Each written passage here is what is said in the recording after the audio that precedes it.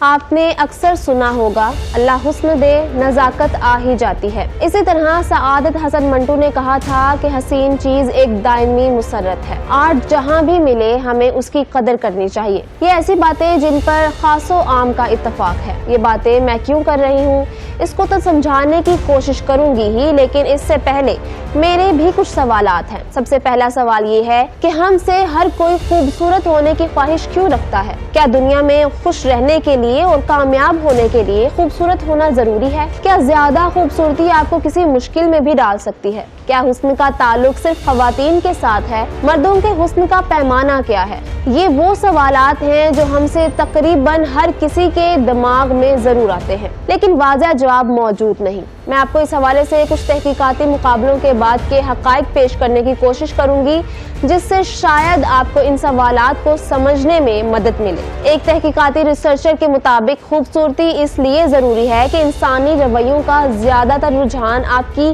ظاہری شخصیت کے ساتھ ہوتا ہے۔ آپ اپنے شہر سے، اپنے ارد گرد موجود لوگوں سے مرضی کے فیصلے کروا سکتے ہیں۔ صرف ذاتی زندگی ہی نہیں، پروفیشنل لائف میں حسن آپ کے لیے مفید ہو سکتا ہے۔ آپ خوبصورتی کے بل بوتے پر اپنی مرضی کے فیصلوں سے مالی فوائد بھی حاصل کر سکتے ہیں، اور جہاں یہ فوائد ہیں وہاں تحقیق میں ایک اور دلچسپ امر بھی سامنے آیا ہے۔ وہ یہ ہے کہ دور جدید میں خوبصورتی آپ کے لیے کچھ مشکلات بھی پیدا کر سکتی ہے، کیونکہ زیادہ تر حسن کو ایک یہ بھی دلیل سمجھا جاتا ہے کہ اگر کوئی حسین ہے تو وہ شاید اس کا استعمال بھی معاشرتی اصطلاحوں کے مطابق کر رہا ہوگا۔ اس لیے جہاں میرٹ کو ترجیح دینے کی کوشش کی جا رہی ہو وہاں حسن بلا وجہ بھی آڑے آ سکتا ہے۔ اور رہی بات اس بحث کی کہ مردوں کی خوبصورتی کا معیار کیا ہے، تو یہ بھی مختلف معاشروں میں مقامی حالات و واقعات اور کلچر سے بدلتے رہتے ہیں۔ جیسا مختلف ممالک میں عورتوں کے حسن کا معیار قدرے مختلف ہوتا ہے۔